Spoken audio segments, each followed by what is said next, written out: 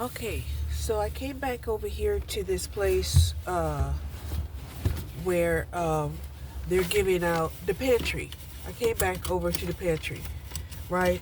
And I wanted to see, okay, they said I wouldn't have to,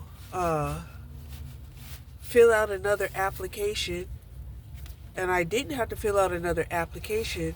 However, I still had to go through the same line, right? They didn't have like an expedited line for those who've already been approved or, are in their system.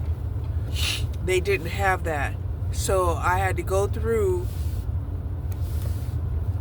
and by the time I got through the line, because I was a walk-in, there was nothing really except, a few cans of unsweetened applesauce, diced tomatoes, um,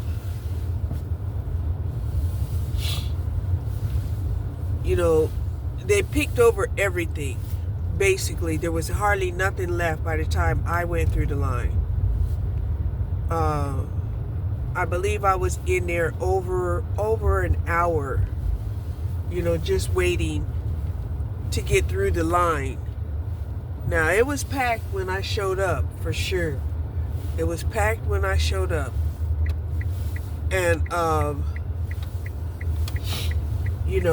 I did get like a whole case of cottage cheese, and I'm trying to figure out, what I could possibly do with a whole case of cottage cheese. I asked this one dude, I was like, hey, what are you going to do with a whole case of cottage cheese? And he just shrugged his shoulders, I guess just take it and then figure it out. I felt like people were doing. They're just getting a case of cottage cheese and they'll figure out what they're going to do with it later. Right? Then the guys that are back there, they're really,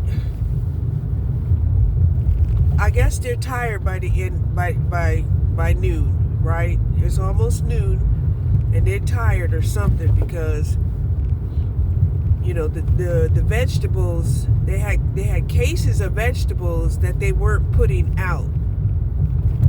Right? And because they weren't putting them out, and fruit, right? Because they weren't putting them out, that causes for people to be,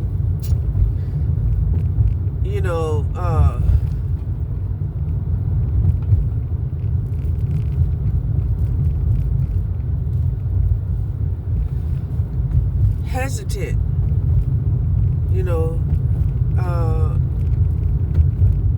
and they're standing out there, waiting for them to put it out.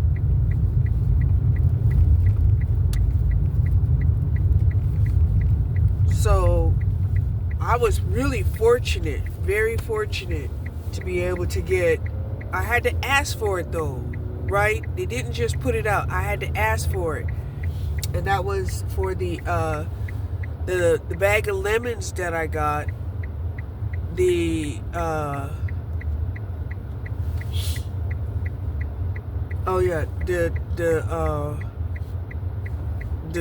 tangerines or mandarins or whatever those little cuddle things are, right? And they gave me 2 of them. And I was like, yeah, I don't really, I haven't really been eating any fruit, right? Fruit is very expensive when you have to buy it by the pound, so I haven't really been eating fruit.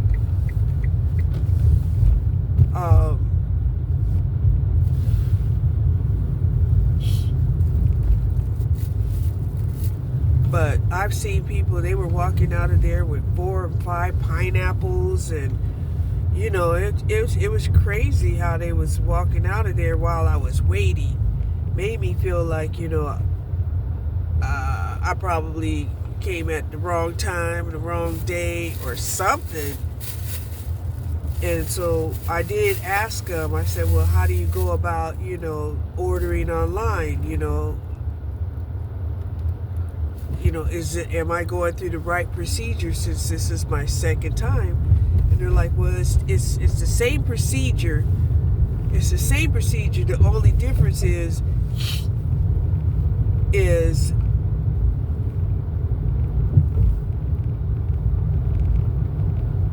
they don't have to input, your information. However, you sign in, you wait. People who have appointments, they go first, right? And then, so, I don't know, maybe, and I'm telling you, the majority of the people, there was like about 4 old couples there, right? They were senior citizens. You could tell. And they were a couple, right? Husband and wife. There was maybe 1 or 2 older black women. But then the rest, they were all what I would call able-bodied, people. They were definitely able-bodied people. They were all young, and here's the thing.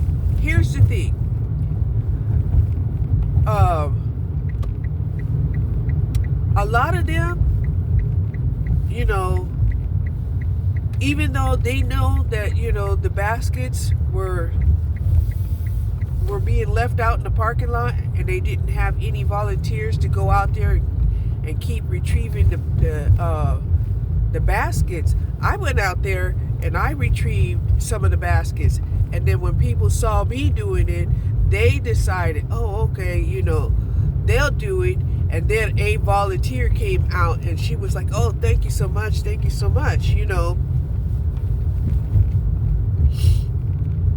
But I'm going to tell you something that I noticed. What I noticed is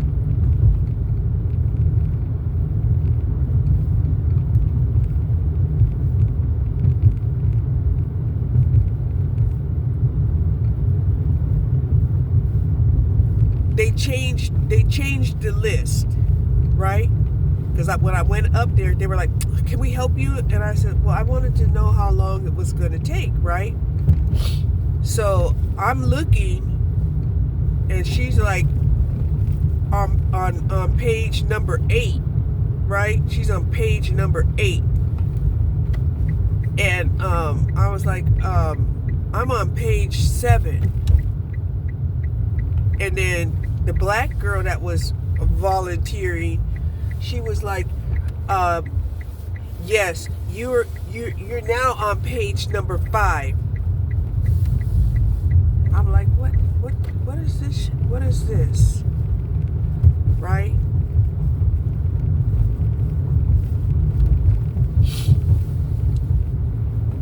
If they want to separate, those people, well, they should. They definitely should separate those people from the appointments to the ones who are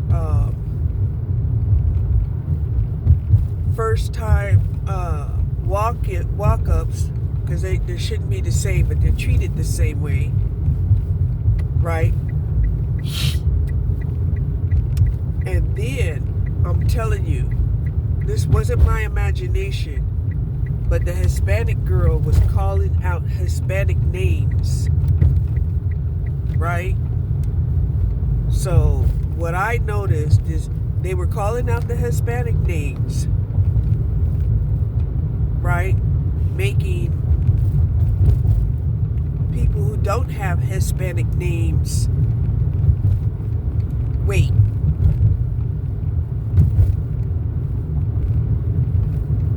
They get an extended wait. Then they started changing the list. And I'm just like, why would you put it in your head to change a list? Okay, so like I said, you're talking about preferential treatment,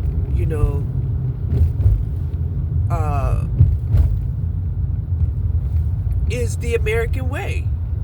It is. It's the American way. I started, I made some posts, right? Because I'm trying to figure out, like, what is a golden boy, right? Because I'm a woman, right? And I'm thinking, well, a golden girl, oh, the golden girls was those older golden girl women, right? So I'm trying to figure out, well, what is a golden boy? It's not the same thing.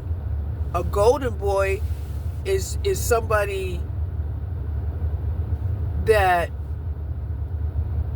I guess they deem as the untouchable. This is the one that gets protection. This is the one that get amnesty. This is the one that, even when they do wrong, they get clemency,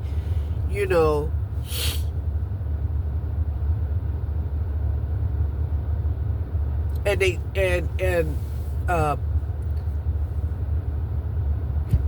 people intuitively know that this is somebody that is supported by the powers that be.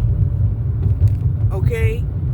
And so I'm like, okay. So while I was sitting there and I was seeing that the preferential treatment given to the Hispanics that were there, and these Hispanics were young Hispanics. They weren't like, all of them senior citizens. I would say the majority of them was between the ages of, 25 and 55. They weren't quite what we would call senior citizens. Right? But they were there. Right? And most of them was there by themselves. Right? So they're out here, hitting, the food pantries, while, I don't know, they've got to have some kind of man or something, because you know how these people are, they are not with people out here, especially women,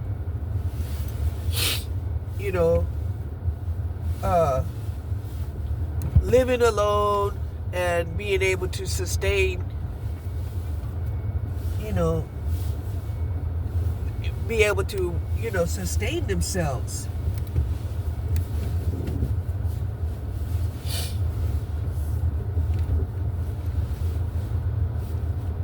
Hold on. So even my neighbor across the street, right? He works construction. He's the one that has the 2 trucks, and and he can get a crew of men to work anytime he wants, right? And I know, I remember that they only have one son, right? But somehow or another, they have a family member that I guess they've imported from Mexico, and she's staying there with them.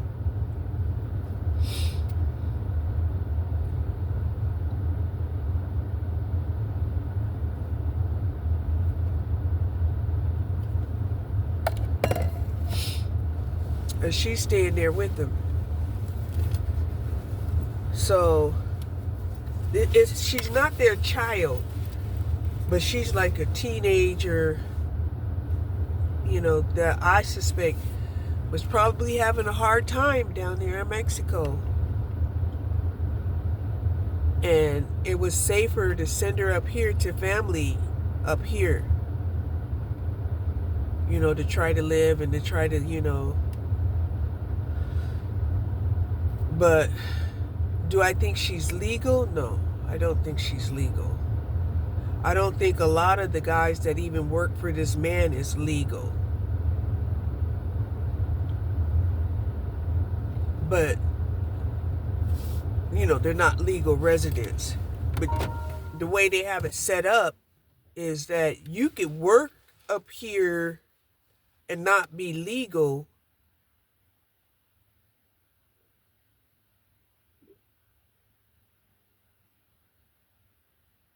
but that's not the legal way, right?